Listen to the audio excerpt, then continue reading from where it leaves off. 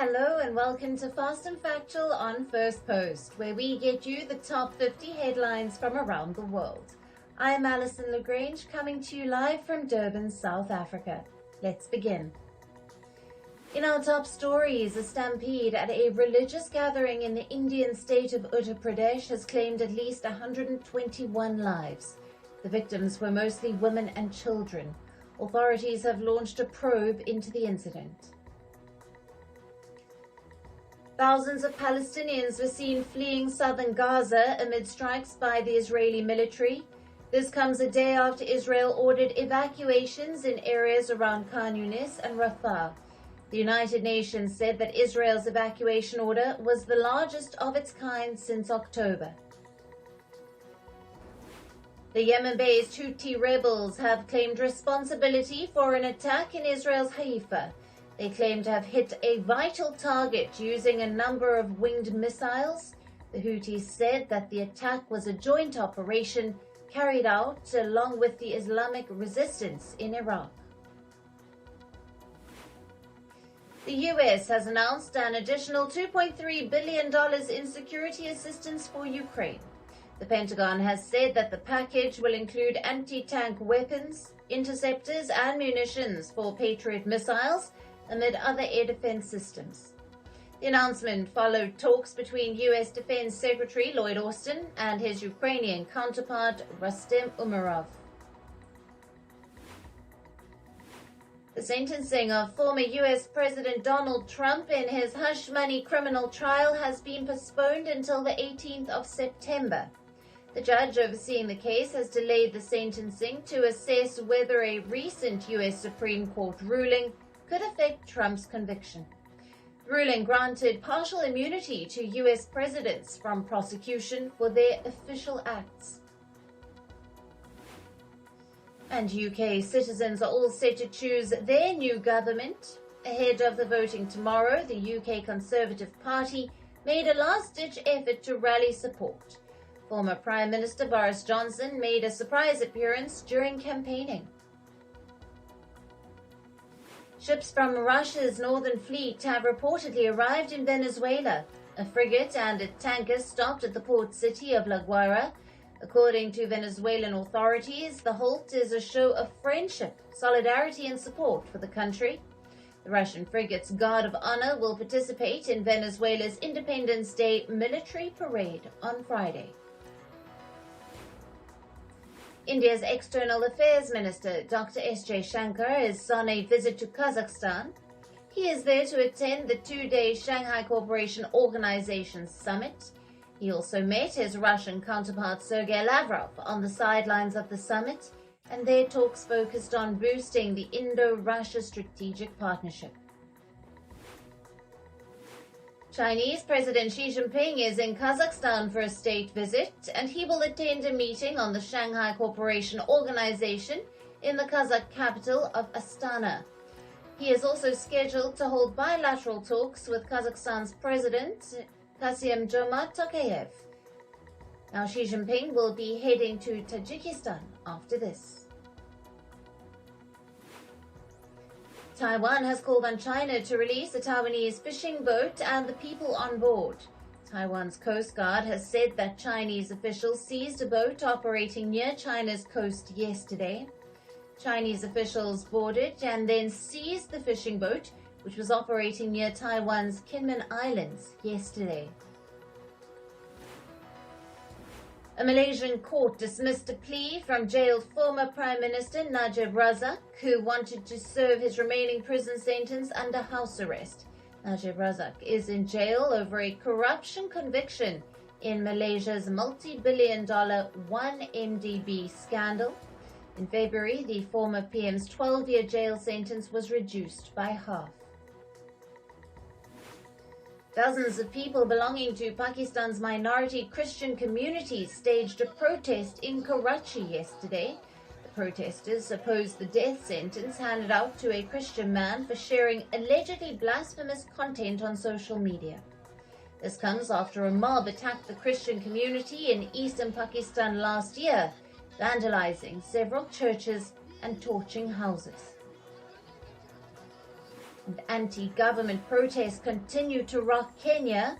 In the capital Nairobi, police fired water cannons at the protesters. In the coastal city of Mombasa, police fired tear gas and charged at protesters who were pelting stones. The protests began 2 weeks ago over proposed tax hikes. Kenya's President William Ruto decided to roll back the tax hikes last week, but this has failed to quell the protests in Kenya.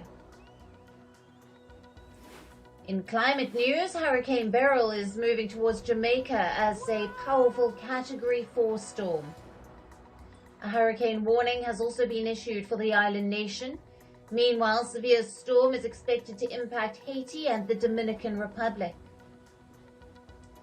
And the powerful storm Beryl has claimed the lives of at least 7 in the southeastern Caribbean. 3 fatalities occurred in Grenada, where the storm made landfall on Monday.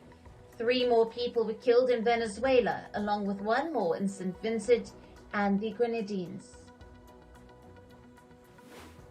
And a powerful storm has swept through countries in the Western Balkans. In Montenegro, at least 2 people have died and several houses have been damaged. Reports indicate that the storm also caused flooding and uprooted trees in the Serbian capital of Belgrade. And floods in northern Myanmar have displaced over 2,500 households. Electricity and phone lines have been disrupted, and the Weather Office has issued warnings of heavy downpours. In the city of Maikinya and Ariawardi, the river has risen above its danger level due to the incessant rains. Now, according to a study in the journal Nature Communications, glaciers in southeastern Alaska are melting at an accelerated rate, potentially reaching an irreversible tipping point. Researchers from Newcastle University have observed increased glacier loss in Juneau since 2010. Now, they expressed concern that glacier melts could contribute to rising sea levels, a threat to coastal settlements. And firefighters battled to control a small wildfire across Calistoga in California. The California Fire Department deployed helicopters to douse the flames. An extended heat wave in Northern California has triggered extreme fire warnings. The Indian Meteorological Department has issued an orange alert for heavy rainfall in Delhi and Punjab. In Gujarat, a red alert has been sounded as the Met Department forecast extremely heavy rainfall. Meanwhile, the death toll from the Assam floods has risen to 38. On to business and tech news now. The US government has added 6 companies to its trade restriction list. These firms are based out of China, South Africa, the UAE, and the UK. Washington said 4 among the 6 companies were allegedly involved in training the Chinese military.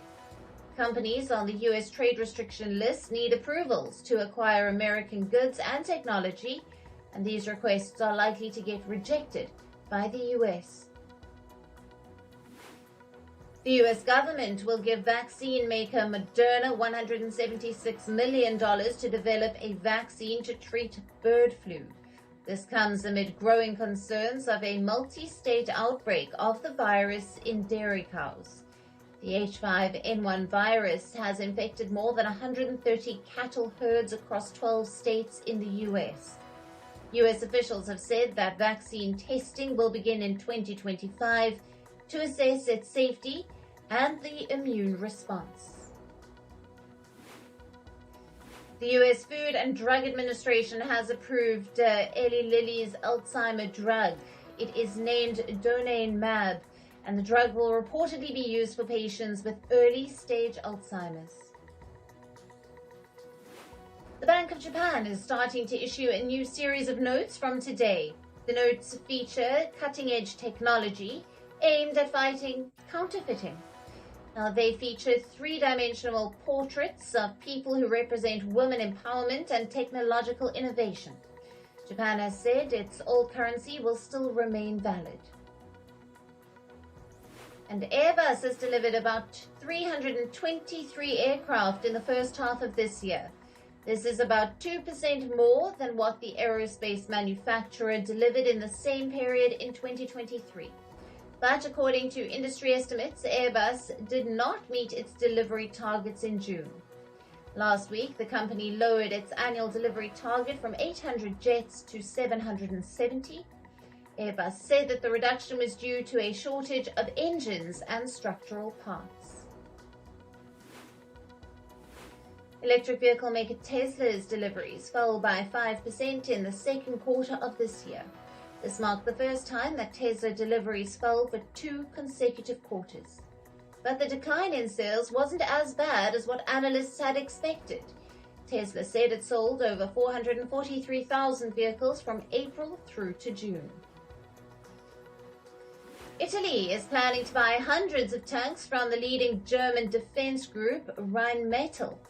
This is the company's biggest order ever, valued at over $21 billion. The tanks will be acquired by the Italian government over a period of 15 years.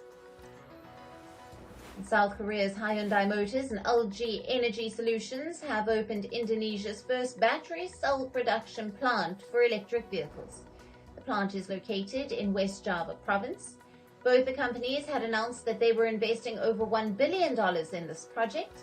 The plant is said to have the capacity to power more than 150,000 battery-based electric vehicles every year.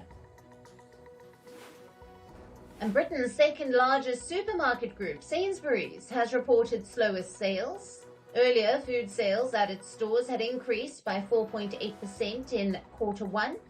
But in the last 3 months, the growth was only 3%. Sainsbury's said its sales growth fell because people are spending more carefully. This is due to financial concerns amid the UK's cost of living crisis. Social media platform Snapchat is rolling out new features that let users personalize their accounts. People will now be able to design a house on the Snap map and edit their Bitmoji. Snapchat will also let users have pets in chats, and the feature is available for Snapchat Plus, the app's subscription service. And moving to sports, we start with cricket. India's cricket board, or the BCCI, has announced 3 changes to the squad touring Zimbabwe. Batter Sai Sudarshan, wicketkeeper batter Jitesh Sharma and fast bowler Harshit Rana have been included in the team. Now the 3 will replace Sanju Samson, Shivam Dube and Yashavi Jaiswal for the first 2 T20I matches. Zimbabwe is hosting the Men in Blue for a 5-match T20I series starting on the 6th of July. The Indian cricket team will arrive in New Delhi tomorrow morning. Their travel plans were impacted due to Hurricane Beryl that hit the Caribbean. Airports and businesses were shut in light of the storm. About 70 people, including players, staff members and top officials, were stranded for the last 3 days. And in football news, Cristiano Ronaldo has said that the UEFA Euro 2024 will be his quote-unquote last European Championship. His remarks came after Portugal downed Slovenia to move into the quarter-finals. The 2024 Euros mark Ronaldo's record-breaking 6th appearance. However, he hasn't made heads turn yet, failing to score goals in the 4 matches that he has played. Turkey beat Austria 2-1 in the round of 16 stage at the Euros. Meri Demiral scored for Turkey in the first minute, and he found the back of the net again at the hour mark to give Turkey a 2-0 lead. Michael Gregoric has later scored for Austria, but it wasn't enough to keep them in the tournament. And Brazil have announced that it will celebrate King Pelé Day on the 19th of November every year. November the 19th is when Pelé scored his 1,000th goal in the year 1969. Pelé had scored the winner for Santos during their match against Vasco da Gama. The Brazilian government has passed a law approving the national tribute for the football legend. And Brazil have entered the quarterfinals of the Copa America. They played out a thriller against group leaders Colombia that ended in a 1-1 draw. Barcelona winger Rafinha opened the scoring in the 12th minute, and Daniel Munoz then leveled the charts for Colombia. Both teams had advanced past the group stage and into the quarters. Brazil's quarterfinal opponent is Uruguay. And Argentina have named Julian Alvarez in their squad for the Paris Olympics. The Manchester City forward is currently playing in Copa America for his national side. Alvarez has already played over 50 games for his club and country this season. The men's football tournament at the Olympics begins on the 24th of July, just 10 days after the Copa America completes. And in tennis, men's world number 2 Novak Djokovic has entered the second round of Wimbledon. The 7-time Wimbledon champion secured a clinical win over Czech qualifier Vit Kopriva 6-1, 6-2, 6-2. Despite undergoing knee surgery recently, Djokovic showed almost no signs of discomfort. He next faces British tennis player Jacob Burney. And over in the Wimbledon women's draw, defending champion Marketa Vondrousova was knocked out of the Grand Slam. Her title defense came to an end early after she fell to Spain's Jessica Bozas-Manero 4-6, 2-6 in the opening round. Vondrousova's performance was plagued by double faults, and she struggled throughout the match. And women's world number 1 Iga Swiatek started off her Wimbledon campaign on an impressive note. The Pole has advanced to the second round of the tournament. She defeated her 49th ranked American opponent, Sofia Kenin, 6-3, 6-4 in straight sets. Now Swiatek's next opponent is in round 2 is Petra Majic of Croatia. And in entertainment news, Travis Kelce has turned down an offer to star in a TV series by Netflix. He was approached for a role in the docu-series titled Receiver. Kelce told the makers that he would rather play ball than this, and he added that he is over these reality shows now. And rock band Coldplay has released a new song from their upcoming album Moon Music. Now the video features actor and writer Natasha O'Fili. The album will release in October of this year. The South Korean singers Jimin and Jung Kook will soon be traveling to a reality show where they will travel to places like New York, South Korea, and Japan. The singers will reportedly take a road trip and enjoy their time. The series will be titled Are You Sure? Will stream on Disney Plus, and it will release on the 8th of August. American singer Ann Wilson has been diagnosed with cancer. She revealed that she has undergone surgery to remove a cancerous growth. Amid this, her rock band Heart has postponed their tour, which was scheduled for this year. The band plans to be back on stage in 2025. And the film 1992, produced by rapper Snoop Dogg, will hit theaters on the 30th of August. The crime thriller stars Tyrese Gibson in the lead role. The film is set against the backdrop of the 1992 Los Angeles riot. And the makers of Jackpot released its first trailer. The film stars Awkwafina and John Cena in the lead roles. Now the video shows Awkwafina as a struggling actress who wins a lottery, while Cena plays the role of a lottery protection agent. And the third installment of Now You See Me will release in 2025. The American heist-themed franchise film stars Jesse Eisenberg, Rosamund Pike, and Woody Harrelson. The plot of the film is still under wraps. And the season 3 of Bridgerton has received more than 90 million views on Netflix. Now, with these numbers, this season has become Netflix's 10th biggest English language series. This is according to the data collected on the 30th of June. The second part of season 3 dropped on the 16th of May this year. Magnolia Pictures has acquired US rights to the indie sci-fi film Omni Loop. It stars Mary Louise Parker and Ayo Edebiri. It follows the story of a quantum physicist who is stuck in a time loop. It has been slated to release on the 20th of September. And Oscar-winning actor Kate Winslet has been honored with a Lifetime Achievement Award at the Munich Film Festival. The audience couldn't stop clapping when she went onto the stage to receive her award. And that's all on this episode of Fast and Factual. Thank you for watching. Stay tuned to Firstpost.